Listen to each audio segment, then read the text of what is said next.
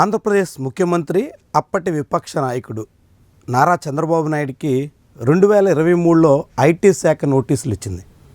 ఆయన ఆదాయంలో 118 కోట్ల రూపాయలకు సంబంధించి ఎటువంటి ఇన్కమ్ ట్యాక్స్ చెల్లించకుండా అక్రమ మార్గంలో ఆయనకి చేరింది అంటూ ఐటీ గుర్తించింది. ఎట్లా? షాపూర్జీ, పల్లోంజీ, ఎల్ఎన్టీ లాంటి సంస్థల నుంచి చంద్రబాబుకి ఈ మొత్తం చేరు ఉంటుంది అని భావించింది. స్టీల్ ఇన్ టన్నెస్ అనేటువంటి కోడ్తో ఈ మొత్తం లావాదేవీలు జరిగినట్టుగా చంద్రబాబుకి నోటీసులు ఇవ్వడమే కాకుండా కేసు నమోదు చేసి ఆ కేసు ఇప్పటికీ విచారణలోనే ఉంది.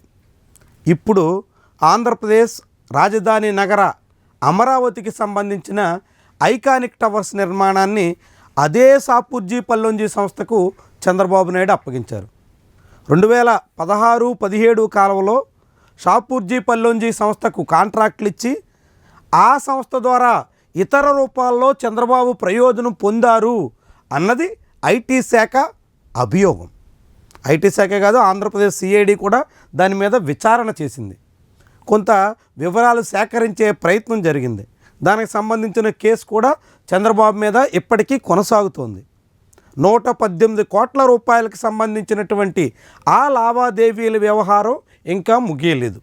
చంద్రబాబు పిఏ పెండియాల శ్రీనివాస్కు సంబంధించినటువంటి ఇంట్లో సోదాలు చేసినటువంటి సమయంలో ఐటీ శాఖ అధికారులు దీనికి సంబంధించినటువంటి ఆధారాలు సమీకరించారు.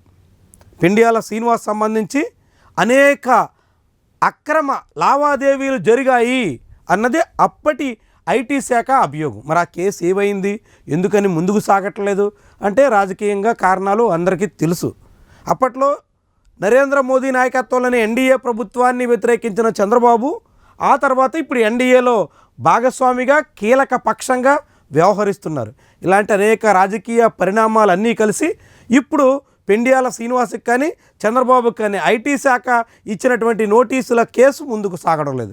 కానీ అదే సమయంలో 118 కోట్ల రూపాయలు చంద్రబాబు ఖాతాలో చేరాయి అని భావించినటువంటి ఐటీ శాఖ ఆ మొత్తం షాపూర్జీ, పల్లోంజీ లాంటి సంస్థల ద్వారా చేరి ఉంటుందని భావిస్తే ఇప్పుడు అమరావతిలోని ఐకానిక్ టవర్స్ నిర్మాణ వ్యవహారం మళ్ళీ అదే షాపూర్జీ, పల్లోంజీకి చేరింది.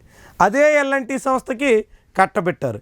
అప్పటి ఎన్సీసీకే మళ్ళీ అప్పగించారు. అంటే అప్పట్లో చంద్రబాబు కాంట్రాక్టులు ఇచ్చి అక్రమ మార్గంలో కోట్లు కొల్లగొట్టారు అంటూ ఐటీ అనుమానించినటువంటి వ్యవహారానికి తగ్గట్టుగా ఇప్పుడు మళ్ళీ అదే కంపెనీలకి రేటు పెంచి మరి ఇప్పటి ధరలకు అనుగుణంగా అదనంగా పెంచి మరి కాంట్రాక్టులు ఇచ్చినటువంటి వైనం అనేక విమర్శలకి పలు సందేహాలకి ఆస్కారం ఇస్తుంది.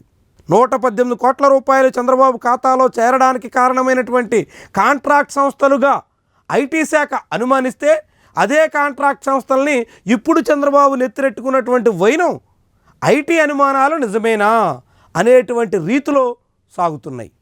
దీని మీద ఇప్పుడు అనేక రకాల కథనాలు కూడా వస్తున్నాయి. పలువురు నుంచి అనుమానాలు వ్యక్తమవుతున్నాయి. అమరావతి కాంట్రాక్ట్ విషయంలో జరుగుతున్నటువంటి లావాదేవీల మీద సందేహాలు వినిపిస్తున్నాయి. అప్పుడు అవినీతికి పాల్పడ్డారు అనేటువంటి అభియోగాలు ఎదుర్కొన్నటువంటి సంస్థలనే ఇప్పుడు కూడా ముందుకు తీసుకొచ్చి కాంట్రాక్ట్లే కట్టబెట్టినటువంటి వైనం మాత్రం చంద్రబాబు తీరుకి, ఆయన వ్యవహార శైలికి తగ్గట్టుగా ఉందనేటువంటి అభిప్రాయం వినిపిస్తోంది.